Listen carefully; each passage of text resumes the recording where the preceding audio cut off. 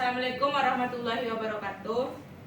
Waalaikumsalam warahmatullahi wabarakatuh. Perkenalkan, nama saya Deswira Nanti.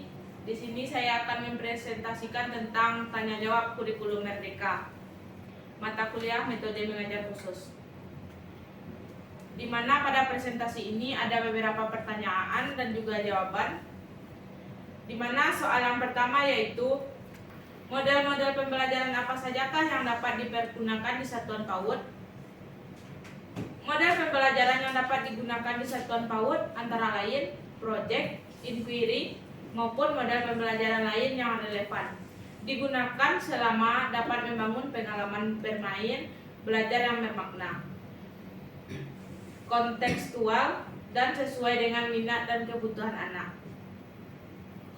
Soal yang selanjutnya yaitu mengapa pelajaran IPA dan IPS dijadikan satu pada jenjang SD? Yaitu karena anak usia SD cenderung melihat segala sesuatu secara utuh dan terpadu. Mereka masih dalam tahap berpikir konkret atau sederhana, holistik, dan komprehensif, tapi tidak detail. Penggabungan pelajaran IPA dan IPS diharapkan memicu anak untuk dapat mengelola lingkungan alam dan sosial dalam satu kesatuan. Selanjutnya, mengapa IPAS mulai diajarkan di kelas 3? IPAS mulai diajarkan di fase B atau kelas 3 untuk menguatkan kesadaran peserta didik terhadap lingkungan sekitarnya, baik dari aspek alam maupun sosial. Soal selanjutnya, apakah pendekatan tematik masih digunakan? Ya, pendekatan tematik masih digunakan. Namun, tidak menjadi suatu kewajiban. Satuan pendidikan boleh menggunakan pendekatan lainnya sesuai dengan kondisi dan kebutuhan. Soal yang selanjutnya, mengapa di SD tidak ada mata pelajaran keterampilan? Mata pelajaran keterampilan untuk peserta didik jenjang SD telah terwadahi melalui mata pelajaran seni. Soal selanjutnya, apa yang berubah dari kurikulum Merdeka di SMP? Mata pelajaran informatika menjadi mata pelajaran wajib, sedangkan mata pelajaran prakarya menjadi salah satu pilihan bersama mata pelajaran seni. Ada seni musik, seni tari, seni rupa, dan seni teater. Dan soal yang terakhir, mengapa tidak ada peminatan di kelas 10? Yang pertama yaitu peserta didik perlu menguatkan kembali kompetensi dasar atau fondasi sebelum mereka mengambil keputusan tentang arah, minat, dan bakat akademik yang mereka kembangkan. Yang kedua, keputusan untuk menentukan pilihan akademik sebaiknya dilakukan saat peserta didik sudah lebih matang secara psikologis ketika mereka sudah di SMA, bukan di SMP.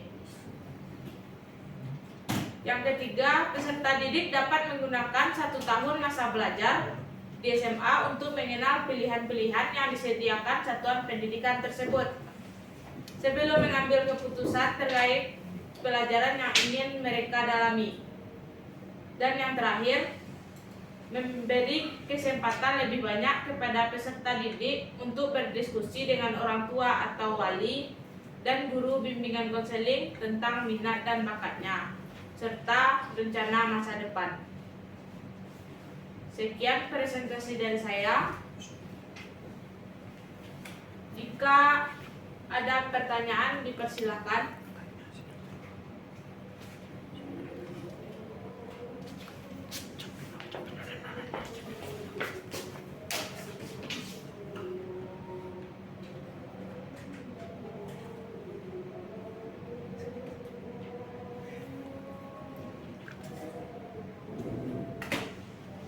Izin bertanya, Bu?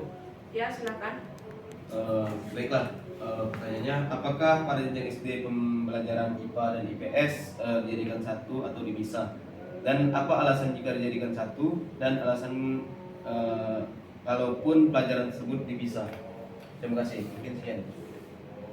Baik, seperti yang sudah saya jelaskan tadi, Pelajaran IPA dan IPS dijadikan satu pada jenjang SD karena anak usia SD cenderung melihat segala sesuatu secara utuh dan terpadu.